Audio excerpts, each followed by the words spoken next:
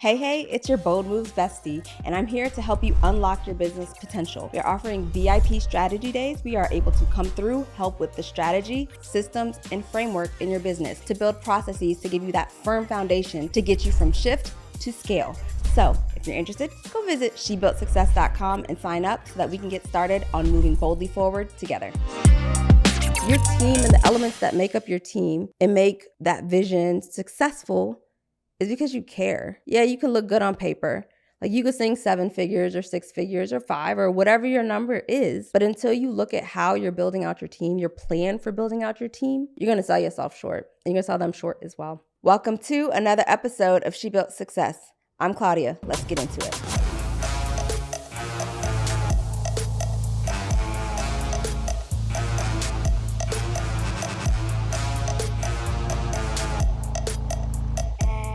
How I built my A-team. I am a person about relationships, and my team is no different.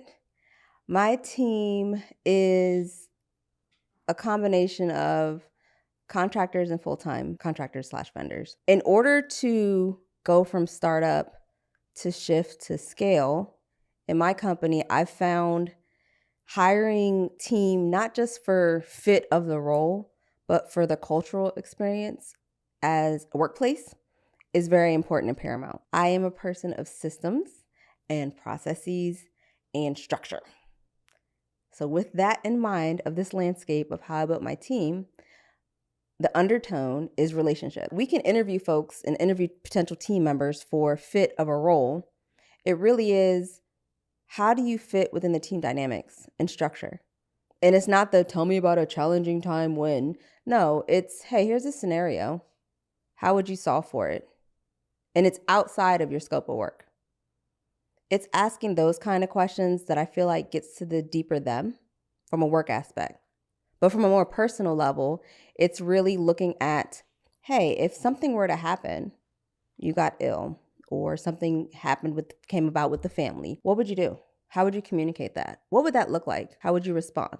And while I understand, and we both understand that in that time we're going through an interview process, throwing or asking questions that are outside of the normal box of employee-employer or questionnaires allows me to get an understanding of who that total person is. And no, I'm not going to have a whole rap sheet of, where the person went from this time to the next time, but it does help me get an understanding of what it looks like outside of work and whether or not they would be a good fit. What it looks like inside of work and doing their job, and whether or not they would be a good fit. So while there's technical and functional questions that are asked, there are also those what we like to call soft skill questions that I like to ask that gets to know them better. What do you like to do for fun? What are some of your hobbies? What are some of your interests? Maybe you like hiking. Maybe you like certain type of music. All of that are things that we like to understand before bringing on a team member. The other item, which is where we get into my wheelhouse, which is fun for me, which is systems, is we use a tool called Airtable as a company. And inside of Airtable, every person that's on the team has a what we call Airtable base, and it's based on the 12-week year. If you have not already read the book, I do highly suggest reading that book. The format of the base for the team is each person can put in personal goals if they would like, but we only ask that at least every quarter, one professional goal that's tied to the company vision is highlighted or selected. And I have a nice dashboard that shows across the board all of our team members' performance against those company metrics. Now, that base is theirs and their own, so we don't, go in and look at the base. The only thing we're looking at is tracking performance against company goals. So if we have a goal, for instance, to, send out 4 to 8 proposals in a month, and we want to make sure we hit that goal. Well, the person is responsible in our government contracting arm for looking at opportunities and helping to respond to those proposals. They actually go in and mark on a weekly basis how they're performing in this space. What I've found that to do in our current scale environment for the company is it gives me the visibility without having to keep tapping on shoulder and saying, where are we? Because I get to see from a bird's eye view where we are and whether or not we're tracking towards that goal or that vision, and if we need to pivot or adapt or adjust something. So not only do we use 12-week year to help professionally, but they get to use it to reach their goals personally as well. if they choose. Now, my implementation of 12-week year for myself is both personal and professional, and it's on steroids. So if ever y'all want to see behind the curtains, I could definitely do that. Let me know. But it is something that I'm able to track weekly my performance against. Now back to my team. So my team today, like I said earlier, is comprised of contractors and consultants and vendors. I have to laugh because I, as you all know, am a push-go type of a person. And there was a time where I said, you know what? I want an employee, and I was set on getting an employee. So guess what I did? I got a legit W-2 employee. And I got all the ducks in a row to make sure everything was in alignment and we were ready to go. I said I want an employee. And God was like, dude, you don't need an employee. And I was like, nah, dude, we need an employee. Like, we got to make these moves. Get an employee. He was like, all right, bet. Go ahead, get your employee. Yeah, that didn't last long. And it didn't last long it was not anyone's fault. The employee actually just wanted to pursue other endeavors, which was perfectly fine, in a completely different space, and encouraged that person to do so. And they did. And they're doing just fine now. And we're doing just fine now. But I'm saying that because sometimes we think that, we have to rush to bring on true employees, whether it's for tax benefit, because you were advised to, or because you saw something on social media. Please don't take that with a grain of salt. Consult a professional. No matter if you're in a start, a shift, or a scale of your business, knowing that it's okay to look for the people resources in that period that you're in. So if you're in start, it might just be you, and it might just be you for a little bit, and that's okay. But then you start looking at the things that you just be like, dude, I don't want to do this no more, because that's what I did. And then you start hiring for that, and then you train for that, and then you document, because otherwise you're going to keep repeating yourself over and over and over again, and that won't be on paper. So building an A+ team kind of looks like, what are some of the things I could shift off my plate when you're in startup? When you're in shift, so that's like resources, whether it's human capital or monetary. When you're in a shift, that's more building an A team around, hey, what do I need to have in place? What systems am I looking for? Who can potentially help come manage those systems? That's your shift, right? So that might be an operations person. That might be an online business manager. Those are the components in shift that you're looking for. You're also looking for what would be a good fit. Sometimes there are times where we want to go the cheap route for resources, and that's not always beneficial. Sometimes you spend more money on the quote unquote cheap route than just investing up front on the correct route. And that then would get you to where you need to go faster if you go the correct route versus the quote unquote cheap route. When you are in scale, which we are in the midst of, when you are in scale, it looks like a mix.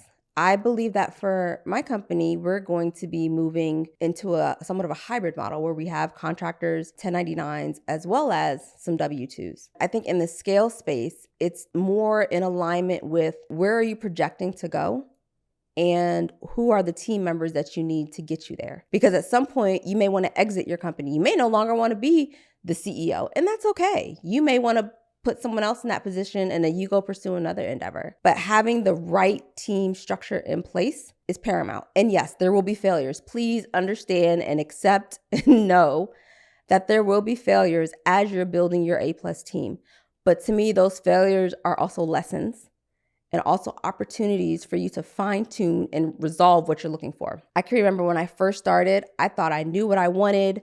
I was listening to the books and the online people, and I was like, yes, I am hiring my first VA. I learned, even as a systems person and a processes person, I learned a lot. I learned what I didn't like. I learned what I thought I wanted really wasn't what I wanted. I learned to be more succinct in how I communicate, and we evolved.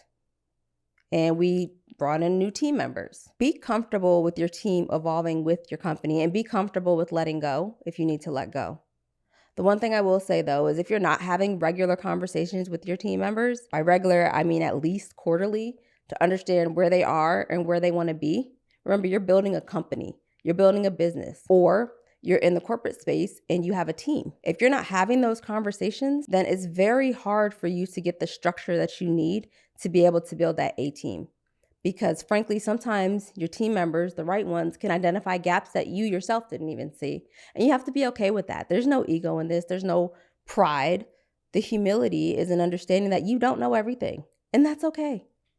You have to give yourself the permission to be okay with not knowing everything.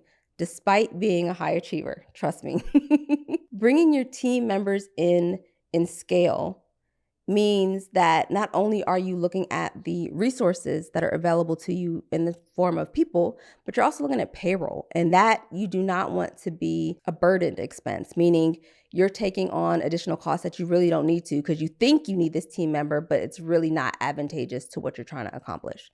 So taking that inventory and having those conversations are very important. The other aspect that I wanted to talk about was how you go about 12-week year as a team. I think setting it up quarterly and being ready for that next quarter the month prior is the best way. At least that's the way it works for my team and I, where we go in, I set company goals, we talk about what's working, what's not, we do a debrief, and then we move into this next quarter. There are times where if we meet those goals ahead of schedule, thumbs up, we get to move on to the next goal. If we miss those goals, okay, thumbs up still, because guess what? We have weekly reviews of our own 12-week year to see what worked, what didn't work, what went well, and what we need to fix. And that's how we're able to progress as a team. One of the things I look at with my team is not just the work that they produce, but I truly care about them. And I started off by talking about relationships with your team members and what that looks like. And when you get to scale, you're not necessarily always going to know everyone. I think you should, but you're not necessarily always going to know everyone. But to get to understand who they are, what they like, what they don't like, their birthdays. I am a big birthdays person. I will sing you happy birthday and I can't sing, and that's okay. But I will tell you happy birthday. I will gift you a happy birthday because why not? Like, celebrate. Some people are not birthday people. That's okay. We celebrate in other ways too. But definitively, when my team's coming on board, I will tell them, when's your birthday? Because I'm a birthday person. I don't need to know the year. Just give me the month and the date and we're solid. And they don't know why. It's just part of the onboarding form for them. But if they're not a birthdays person, we respect that. Find other ways to celebrate them, to tell them good job. And it's not necessarily always monetary. It might be a team building activity, and not no whack, like catch me if I'm falling crap. No, not none of that. Getting to know one another across the globe, quite literally, our team is across the globe. And I think that when you take that time to build that relationship or that rapport, there's a higher level of respect and appreciation for what you're doing as a company, what you're doing as a manager or an executive or a boss. It definitely melds together better. That being stated, I just gave you the nirvana of an A+ team. Can we talk about the not so great side of an A+ team? There are bad apples, unfortunately. I think there's a skill in weeding out some of those bad apples. One of the tools that we use is Kolbe, the Kolbe Index, Kolbe A, to help identify, I don't want to say strengths because there's also strength finders. We don't use that one, but help identify where the team members fall. And you can also look at, I think it's Kolbe C, don't quote me on that, but I think it is Kolbe C is the other one where it's like their role matched up with their Kolbe A, and then you get like the perfect match. We just use Kolbe A, and that just helps. That's not a ruler for all good, bad, or otherwise, because you can rack and stack wherever you fall, but it just helps us better understand the person.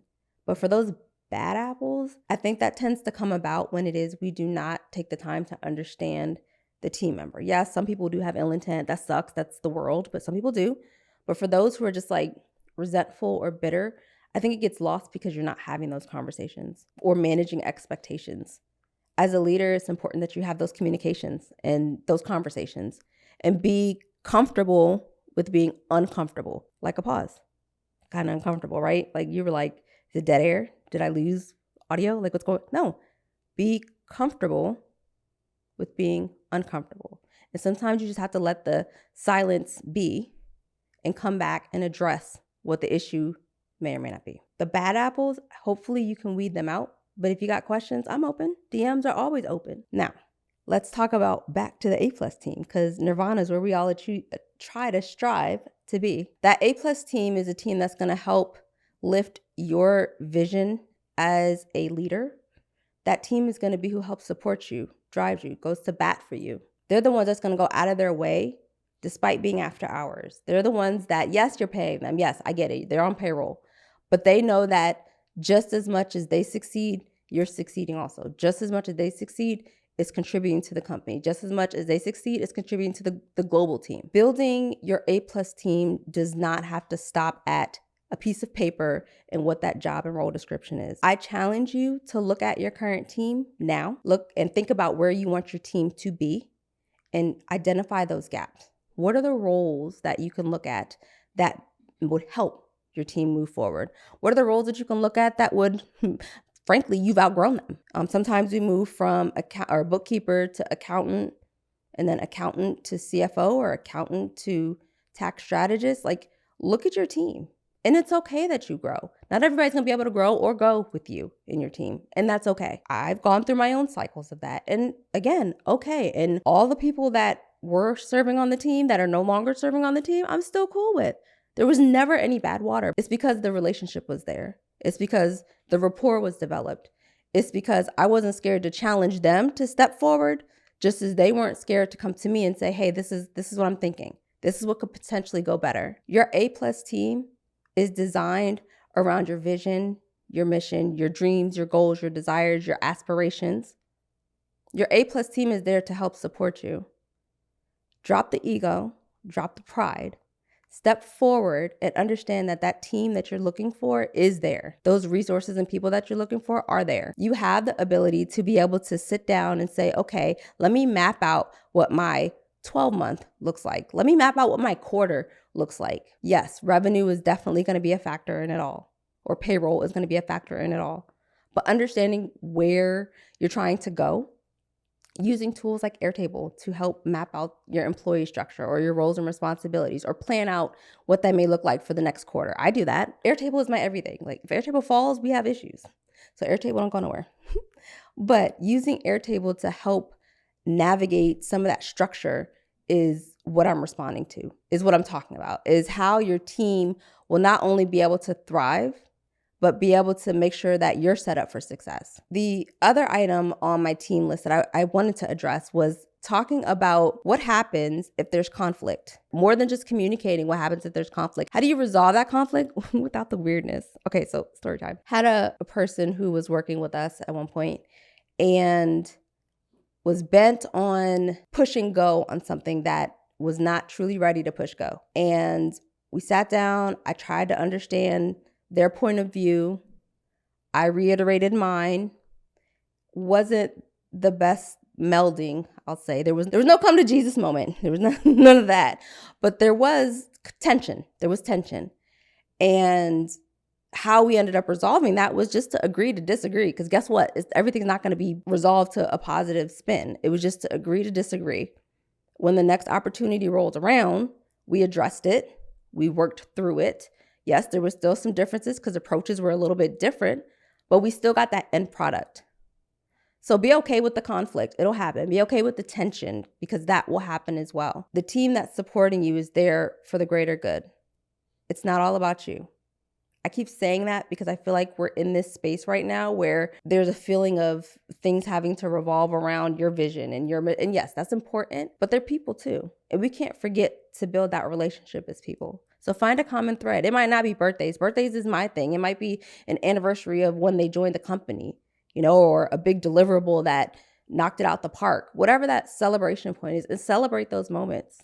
Like, that's the things you remember. There's like on Inside Out, and there's those core memories. Like, those are core memories sometimes for people. Like, being able to buy your first house because of your job. That's a core flipping memory, even if you left the company. So build the relationships. Understand. I'm not saying you got to be all in their business, because not everybody's like that. I, for one, am not all in your business, but I do care. I do care that you're okay. If you're out sick, are you sure you're okay? Like, do you need to take a little bit more time? Like, are we good? You coming back in from work because you were off for some time. Are you feeling okay? Is everything, hunky-dory? Like, what's the story there? It's relationships. I have to keep driving that home because I feel like we forget that even though they're a part of your team, there has to be a relationship. It can't be so transactional. That's the problem. Everything's just so transactional and so monetized. Everything has to be about money. What about the people? Oh, what's that song? What about the children? I feel like that's kind of what that was, but what about the people? Like legit, like they care. They want to see you succeed. Your team and the elements that make up your team and make that vision successful is because you care. Yeah, you can look good on paper.